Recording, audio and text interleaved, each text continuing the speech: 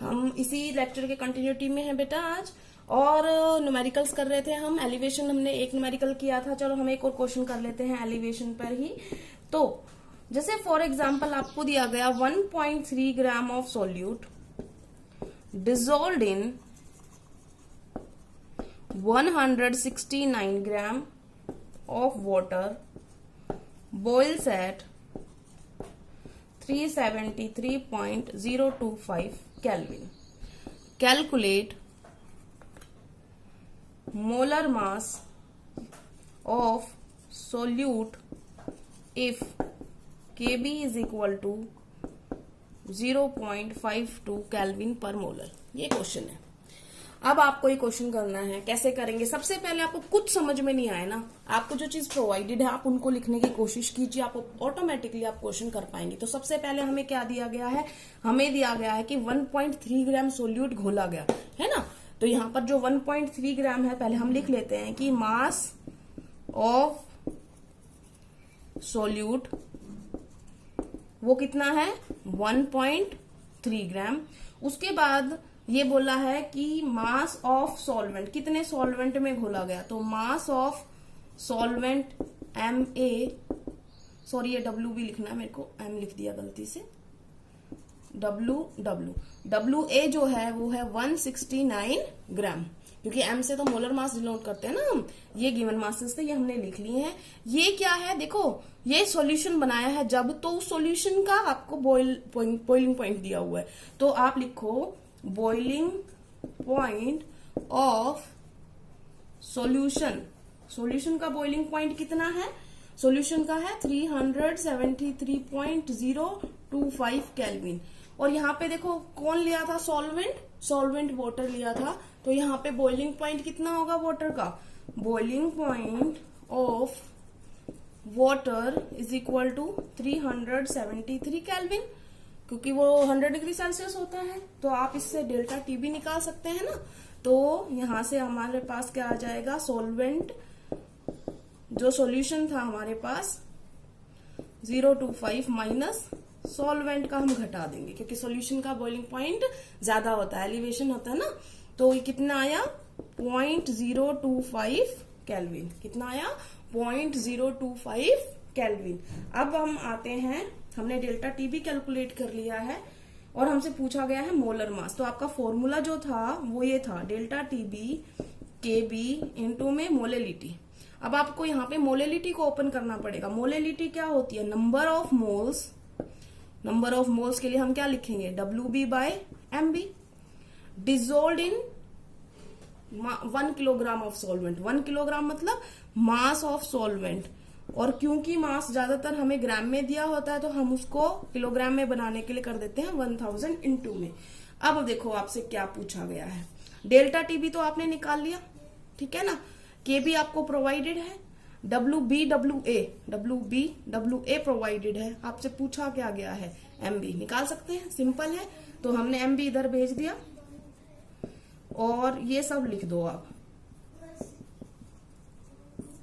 Delta TB इधर आ जाएगा क्योंकि हमने MB उधर भेज दिया है, और ये आ जाएगा WA।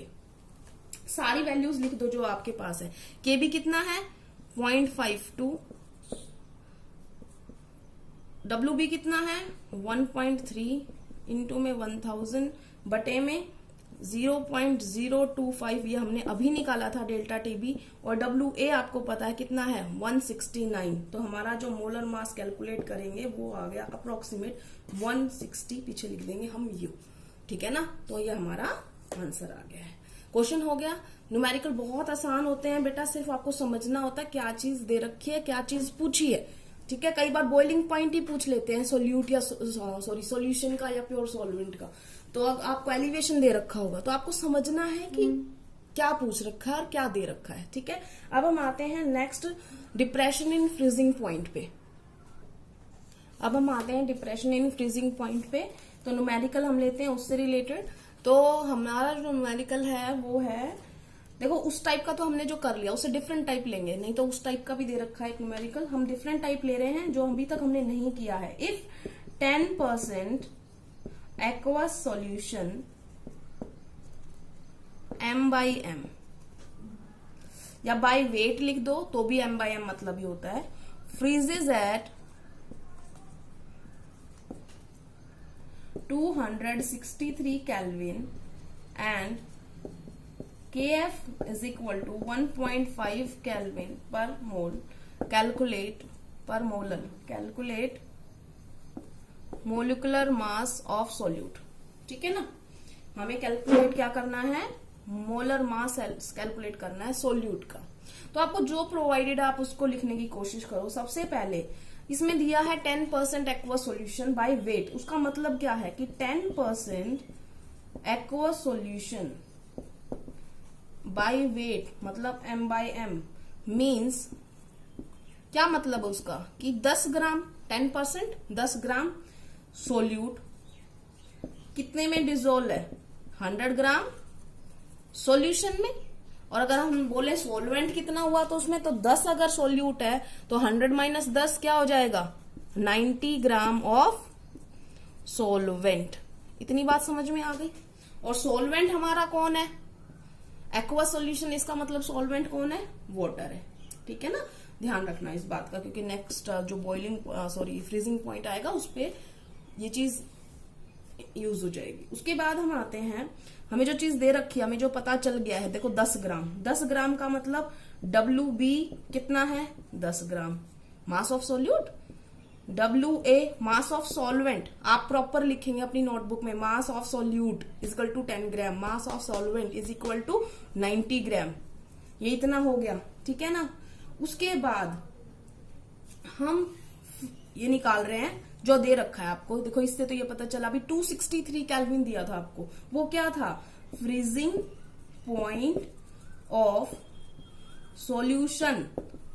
सॉल्यूशन का कितना है 263 केल्विन, और freezing point of solvent, solvent कौन है आपके पास, वाटर, और वाटर का कितना होता है 0 डिग्री सेल्सियस। 0 में 273 जोड़ोगे तो कितना आ जाएगा, सेम रहेगा 273 केल्विन।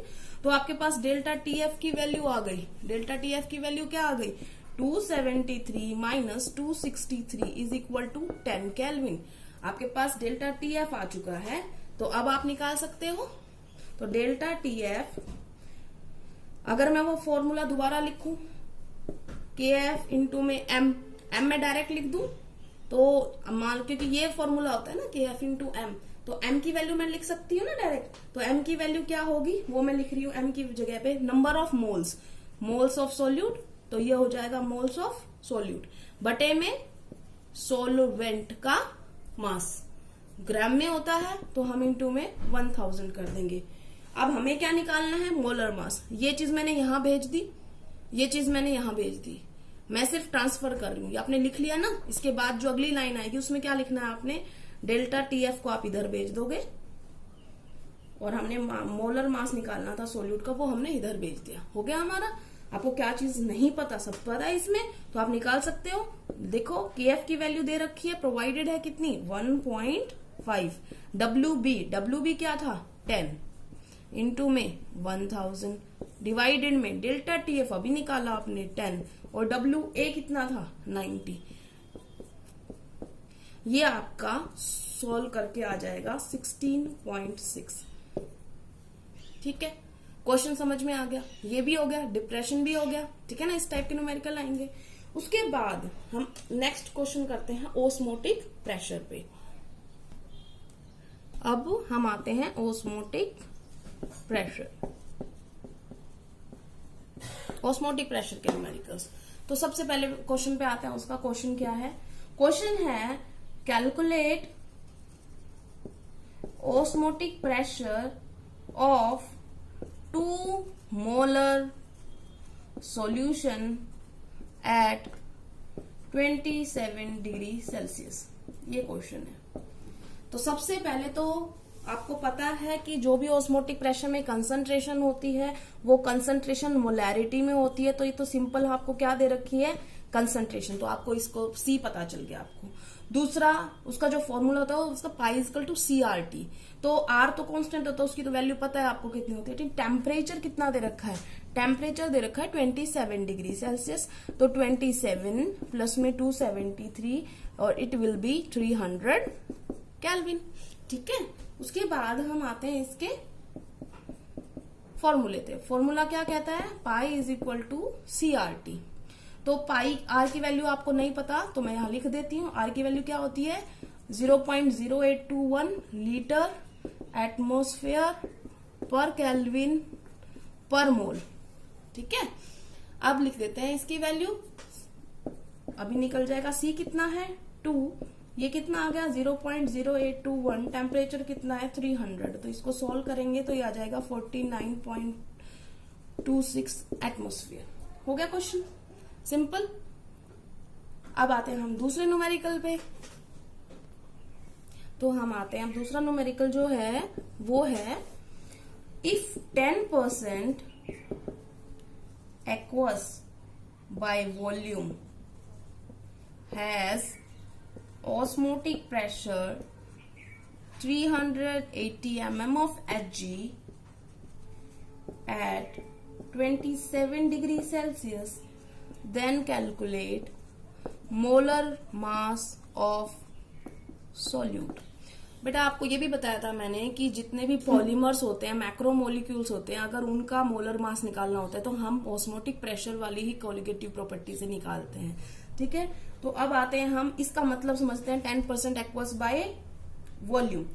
वॉल्यूम तो 10% ये m बाय वॉल्यूम है बेटा, मास बाय वॉल्यूम। ठीक है ना, बाय वॉल्यूम नहीं है, नहीं तो V/V होता, मास बाय वॉल्यूम है। ठीक है, तो हमारा क्वेश्चन स्टार्ट होता है, इसका मतलब ही लिखते हैं पहले 10% एक्वस m/V सॉल्यूशन मीन्स क्या मतलब हुआ इसका कि 10 ग्राम सोल्यूट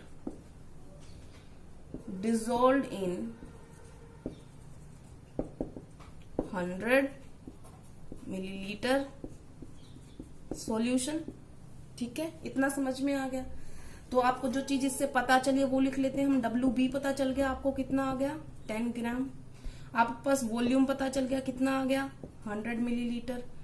तो अगर आपको अभी चेंज करना है लीटर में तो अभी कर लीजिए, नहीं तो आप बाद में फॉर्मूले में कर लेना। टेम्परेचर आपको दे रखा है कितना 27 डिग्री सेल्सियस, तो उसको आप करोगे तो कितना प्लस में 273 कर दोगे तो कितना आ जाएगा 300 केल्विन। पिछली बार भी यही किया था हमने।